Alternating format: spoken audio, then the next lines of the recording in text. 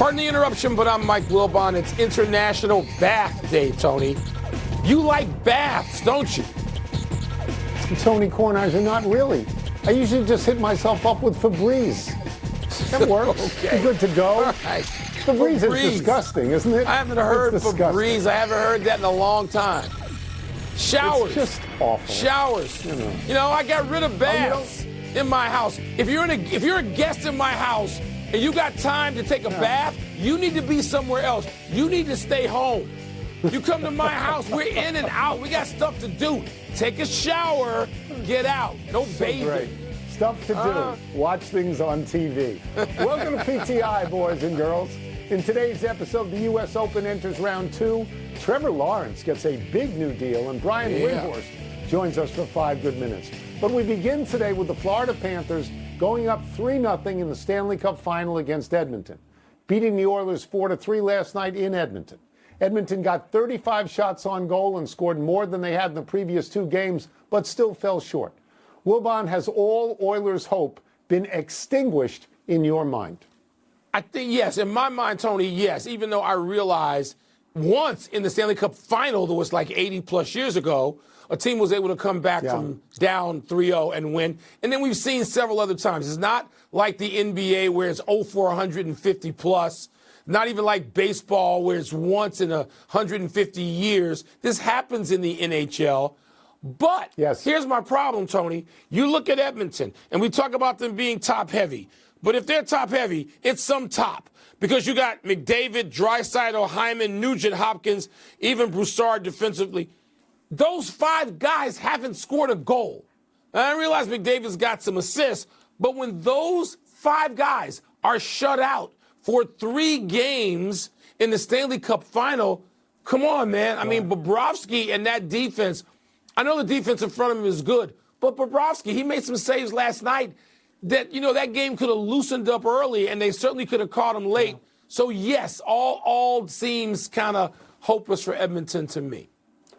I think it is Bouchard, by the way. Just correct me. What did I say? Bouchard? Because you were not a French major. You said Broussard. No, I anyway, was not look, a French major. It feels like a sweep to me. Boston feels like a sweep over Dallas to me, but I'm wary of the fact that, you know, Luka Doncic could have the greatest game of his life and they could win that. Right. But Florida is significantly better at the moment than Edmonton. And we had PK Subban on yesterday, and this was his quote: "No holes. They have no holes." Their defense has thwarted one of the best offenses, if not the best offense in the league.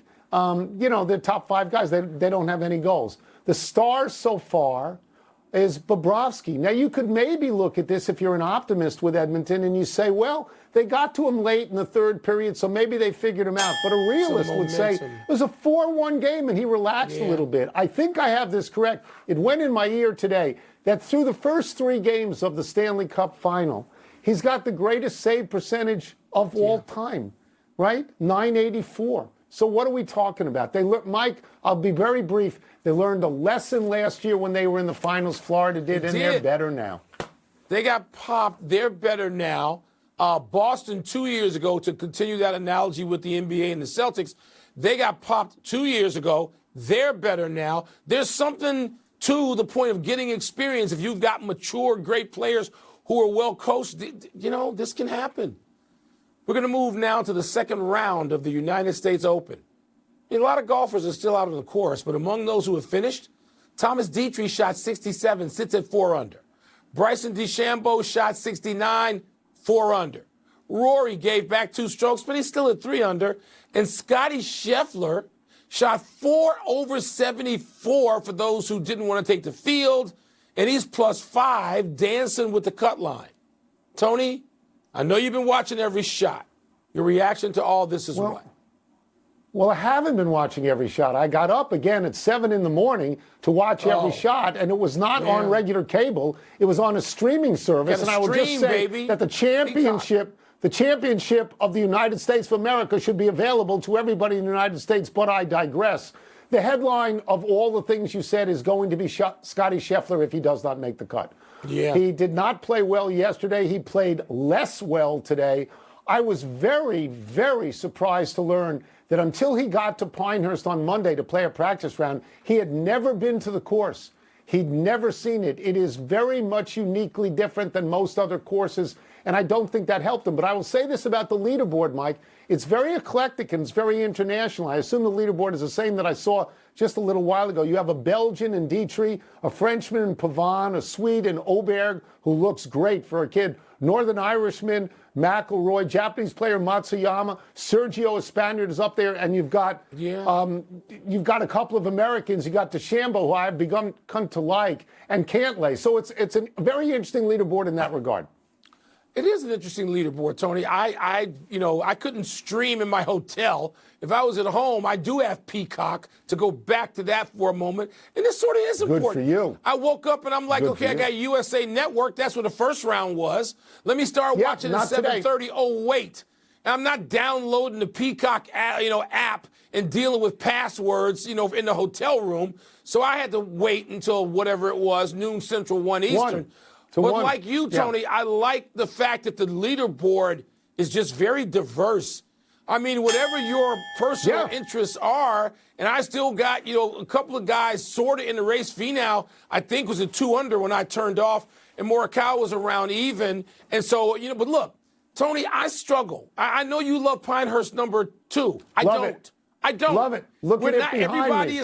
Everybody's not obliged to love Pinehurst or any single golf course, as beautiful as it may be.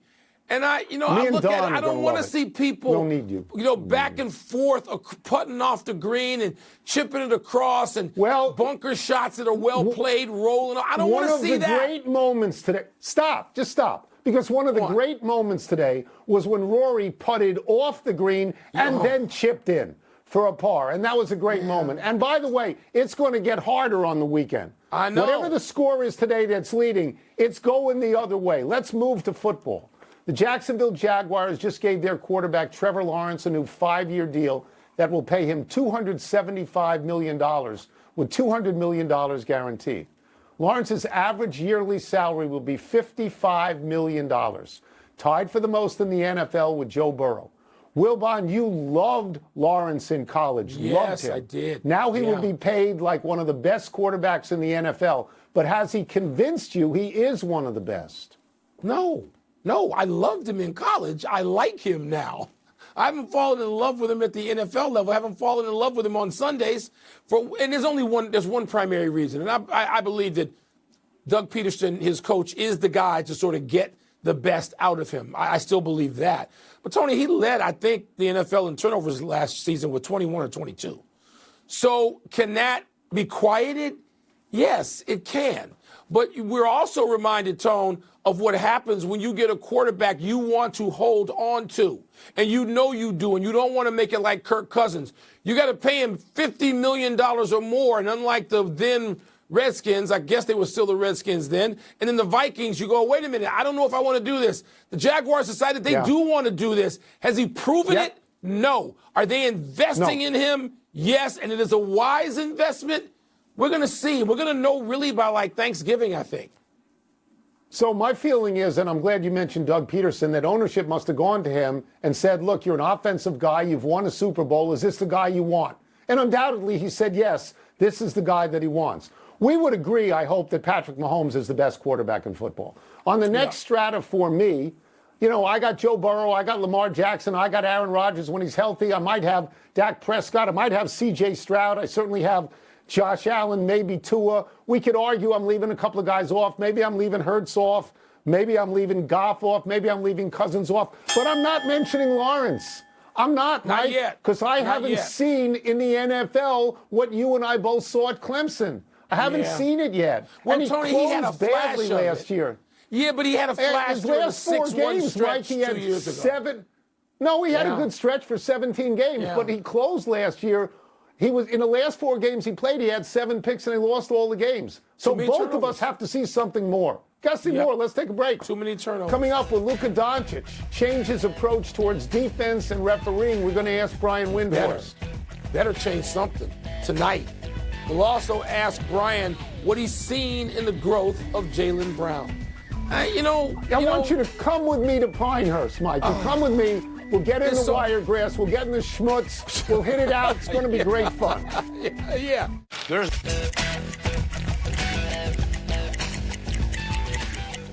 The Celtics can win the NBA title in Dallas tonight, which is where we find our great friend, ESPN senior NBA writer, Brian Windhorst. Let's start with this. You were critical, and I believe correctly critical, of Luka after Game 3 for fouling a lot and whining about the calls.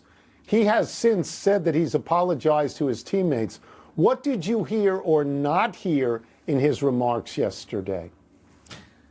I mean, in all honesty, he said this many, many times before. The running joke in Dallas is that this is his monthly apology. The reason, guys, that I was so kind of fired up about that is that I have been to multiple games, mostly internationally, where he plays for Slovenia, where he's been unable to finish the game because he loses just completely loses his cool. I was at a game in Manila, the Philippines last year, when at the World Cup where Slovenia was trying to qualify for the Olympics, and he completely lost it with the officials, got ejected from the game, and was screaming at the FIBA Secretary General on the way off the court in Spanish, which was wild. I was at a game in Tokyo where he was playing to try to get to the gold medal game, and he completely lost his cool with the officials in that game. He ended up apologizing to FIBA, but the apologies don't matter if it doesn't change. And look, he's never going to be a good defender. And I understand that sometimes he plays better defense than not, and sometimes he's going to get cooked defensively. That's fine. He makes up for it offensively. What is very hard to tolerate, which is in a high-stakes game, that he, A, gives up points because he's complaining with officials, and B, doesn't finish the game. This has literally been happening for years. I've watched it at the highest level for years. And so for Luka to have that happen in a vitally important NBA Finals game, when this has happened many, many times when he should have learned from it, is eminently frustrating. And trust me, I may have been the one articulating it, but I was not the only person in Dallas that felt that way.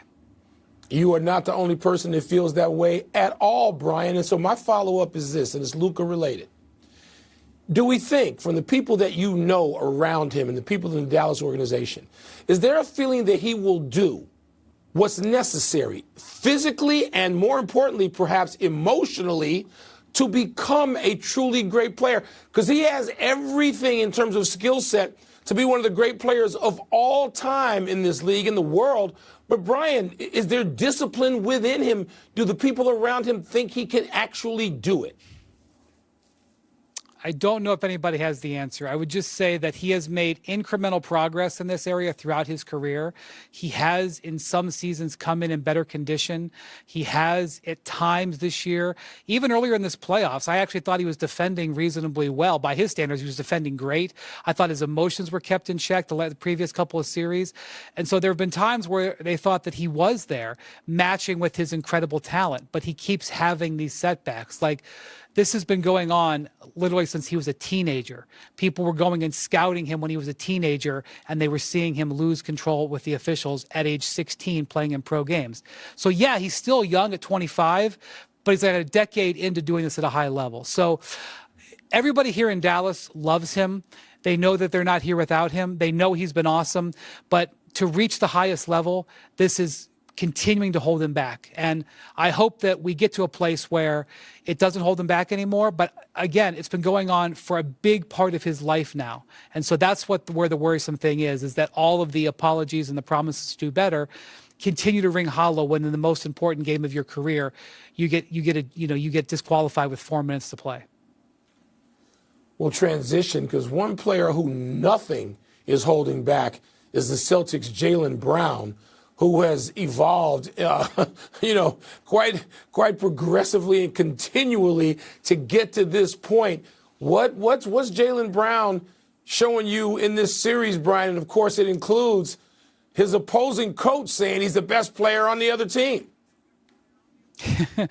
Yeah, that was a whole interesting little sidelight earlier in this series. But he has grown so much emotionally.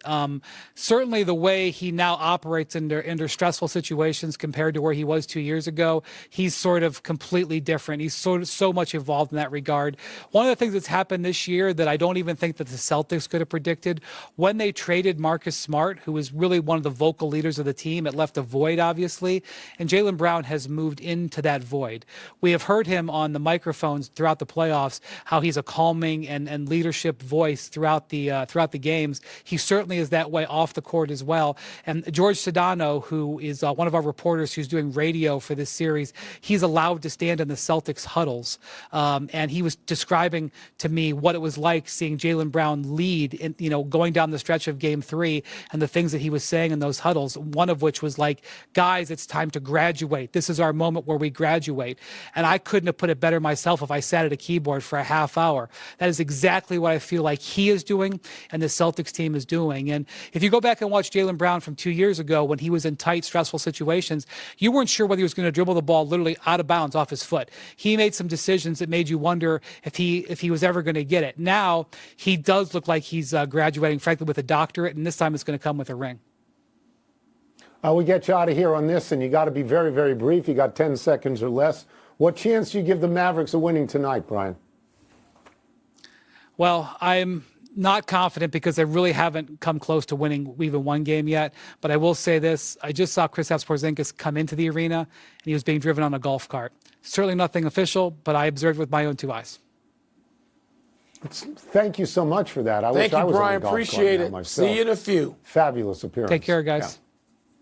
Let's take one last break. Still to come, Ranger Suarez goes for his 11th win of the season tonight in the middle of June. Will he get it? And Tony, the Euro Championships are underway. Yes, sir. You going to join me? You going to watch? I'm not, but I think it's in safe hands with you. So you're not going to watch Copa America. You're going to watch the Euros instead. No, right? I'm going to watch Copa America too. I'm going to watch Copa America. That's 10 days from now. Okay. Happy time, people. Happy 24th birthday, Bobby Witt Jr. The Kansas City shortstop signed a huge contract over the winter. He's getting $288.8 million to keep him in Kansas City for the next 11 years. At that point, the Royals can add 3 more years for $89 million, making the total value $377 million. So how is Witt performing so far? He's batting .330, first in all of baseball. His 50 RBI are tied for 4th in the American League. He leads that league in hits with 93 and in runs scored with 58. His OPS is .937. Plus, the Royals are 10 games over 500. The last time they finished over 500 was 2015. So Witt looks like a great buy. His father, Bobby Witt Sr., pitched 16 seasons, had a career record of 142 and 157 for 7 teams, mainly Texas. Is there any fear, though, that he could be Mike Trout, part 2? You know, I mean, the Royals, the Angels, I mean, you don't know.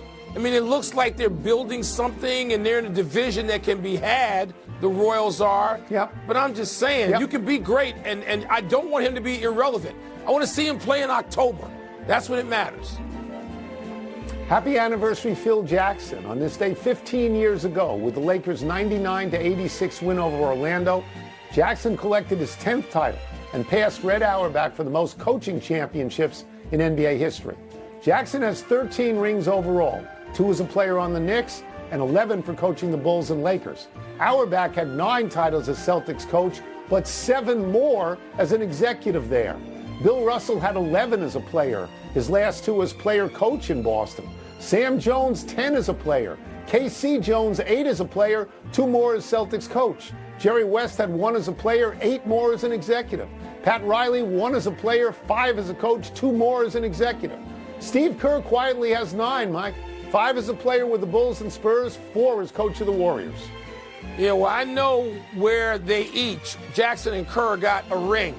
26 years ago today in Salt Lake City when Michael Jeffrey Jordan hit a shot. Brian Russell, have some of this on your way to the locker room. Nice no call, the proper call, basket, Bulls win. Yeah, offensive foul.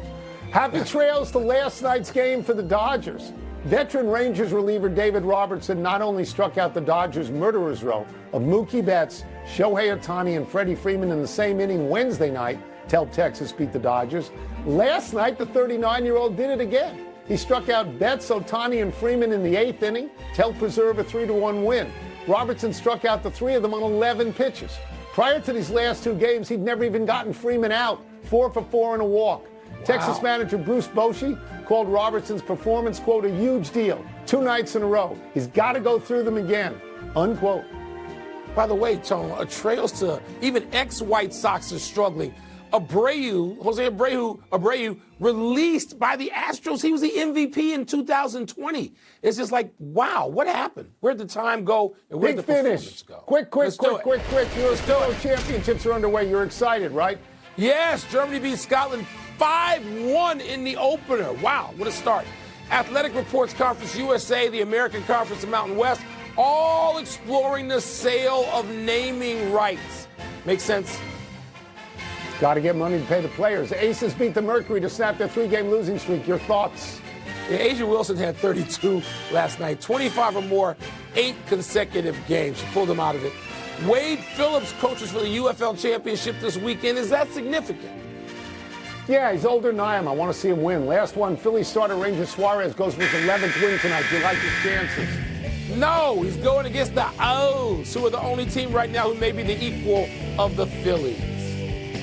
I don't know. I think the Yankees may be. They may be. Yeah, a lot the of Yankees time. are too. We'll try and do better the next time. I'm Tony Kornheiser. Maybe the Dodgers, too. There's a few teams. I'm Mike Wilbon. Have a great weekend, Knuckleheads. You can get the PTI podcast on the ESPN app or Apple Podcast. Countdown tonight. Here's SportsCenter.